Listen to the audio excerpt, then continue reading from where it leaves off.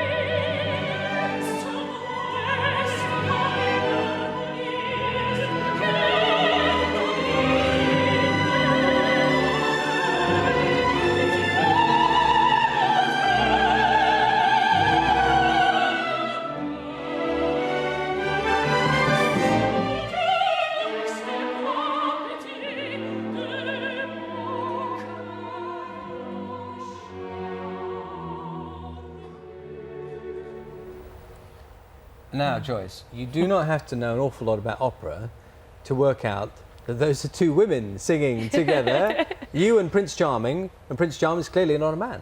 Absolutely. She is mezzo-soprano Alice Coote, a British mezzo who's fabulous. It's the wonderful world of being a mezzo-soprano. We get to sometimes hop the gender line and the gender barrier and play a young man. What you hear in this clip is that you hear these two female voices that are meant to sound sort of young and youthful, intertwining, and it becomes something very innocent and charming. If you had a big burly tenor singing those lines, it would take on a very different sort of romantic element. And as we were hearing that, you said that's the pants roll. Yes, as in the American show. Yeah. She's wearing pants. Is that what you call it in the business? Absolutely, yeah. I think in German it was a Hoserollen or something, but it comes from, you know, the old days when they had the castrati singing the female parts, and they stopped that tradition. Somebody had to take over that kind of singing. And now it's funny, David Hay sat where you were just a moment ago, and we were talking about sort of heavyweight boxing.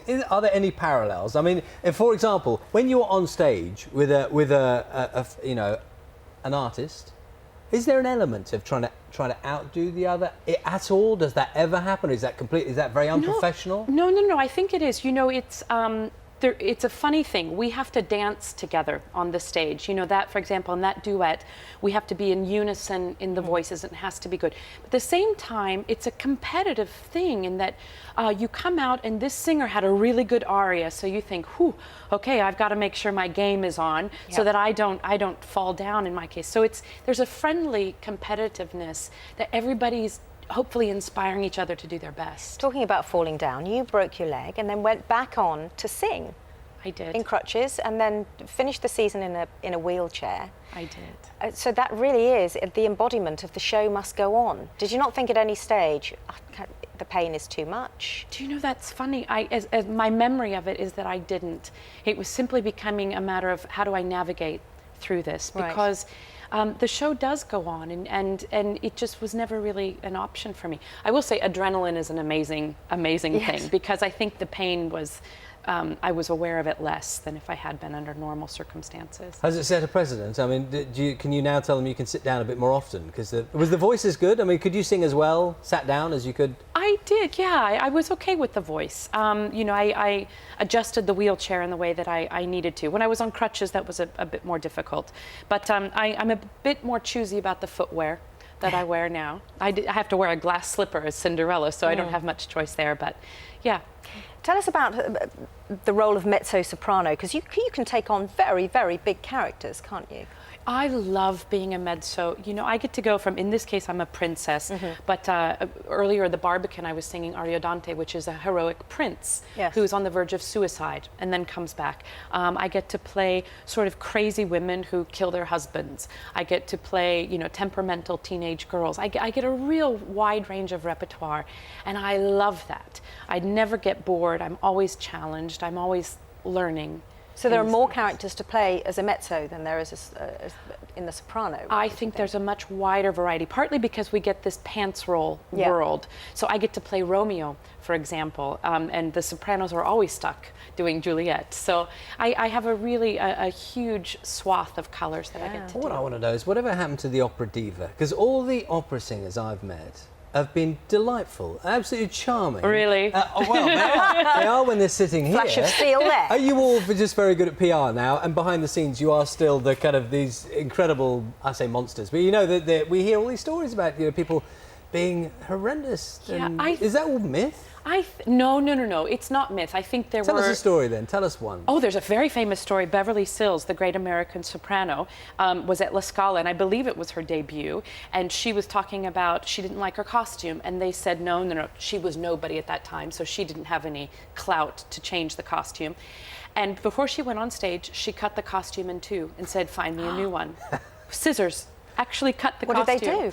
They found her a new costume, absolutely, and she went and had a triumph. I think the age of that is different. You've mellowed a bit now. It's mellowed. Times are tough. Economic times are difficult. We all like our jobs. We want to be easy people to work with. And what I think has happened is the persona of the diva, I think it can still exist. It's just morphed a little bit. I spend a lot of time online, tweeting and Facebook, and so I have an accessibility factor, but I really like that. So it just has morphed. Talking about the accessibility factor, what do you make of the shows like Pop Star to Opera Star? Okay, so I watched it last night. Okay. It's really fascinating, and the thing that I love watching them is I think the audience gets an idea of how difficult it is what we do. What we do is on par with the boxing matches, the Olympic sports. We're on a tight wire, a high wire act all the time out there. And I think you see these really wonderful, talented people struggling to get the language, struggling to get the voice, struggling to get the tone right. And I think they're so courageous to go out there, because I know how scary it must be. This girl singing Un Bel Dì last night, Cheryl, and she just went for it. But there's a lot that you have to learn and get right before you can do it on a stage.